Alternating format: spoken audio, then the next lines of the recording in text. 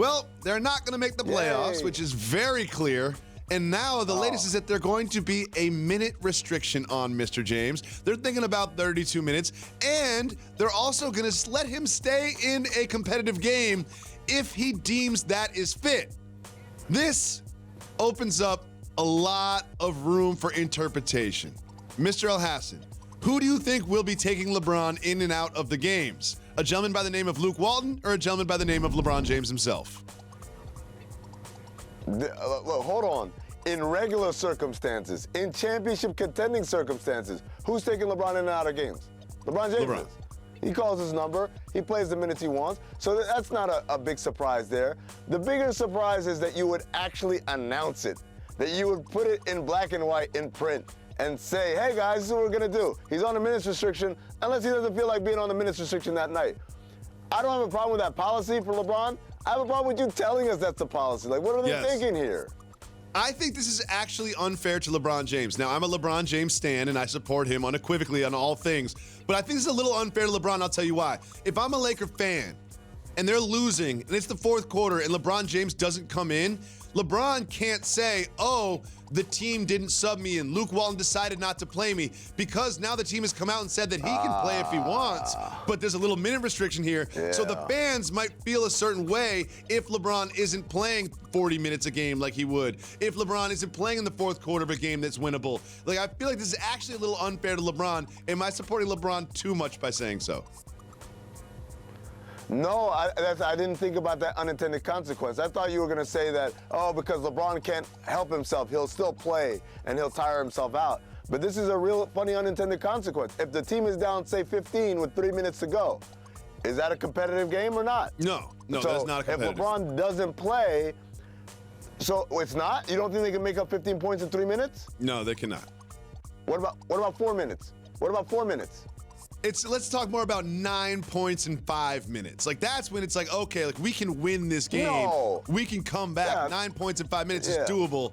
5 minutes? We don't have to get into the shot clock and all the other minutia.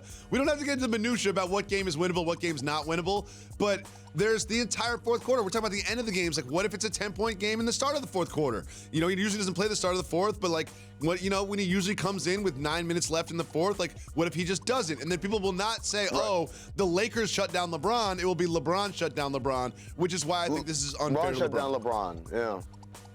It's unfair. No, it's unfair. Now, how do you think this plays out? I didn't think about that. Yeah, How do you think this plays out? I think it plays out. He's just going to play his regular minutes. Okay, play his regular minutes. Yeah, I like this too. There's no minutes restriction because I think LeBron wants to play. Like that's his thing, is that he wants to play not only because he likes playing, but also because he's got so many things on the line, so many streaks that are on the line. How can he give up on them?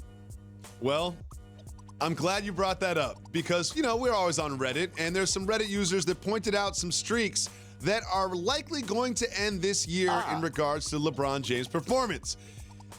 11 straight seasons of first-team All-NBA. Probably not going to get that. 15 seasons of one player of the month. 15 seasons of one player of the week. On pace for only season without 300 free throws made, and on pace for only season without 90 steals. Now, some of these are more important than others, but isn't it pretty surprising that he will not be All-NBA? Isn't it pretty surprising that he never won a single Player of the Week this year? That's the most surprising one. That's the most surprising one to me. The All-NBA, I think we all recognize the years that Kawhi Leonard, Paul George, and Giannis Antetokounmpo have had. So you kind of like, okay, I could see why. But when you talk about, hasn't won Player of the Week? Player of the Week.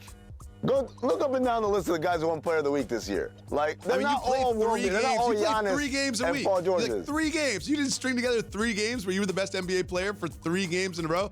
This is surprising. Now, a very important question, which is difficult to answer. Is LeBron James still the best basketball player on the planet?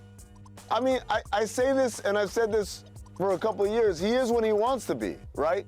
But the nature of LeBron James is I've got to conserve my energy. I can't be Superman every day because then I won't have anything left when the games actually matter. Now, as luck would have it this year, the games aren't going to matter anyway, so he kind of saved it for nothing. But yeah, like if you put him in a situation like a winner-take-all game, I think he can still turn it on and be the best player. But on a night-to-night basis, probably not.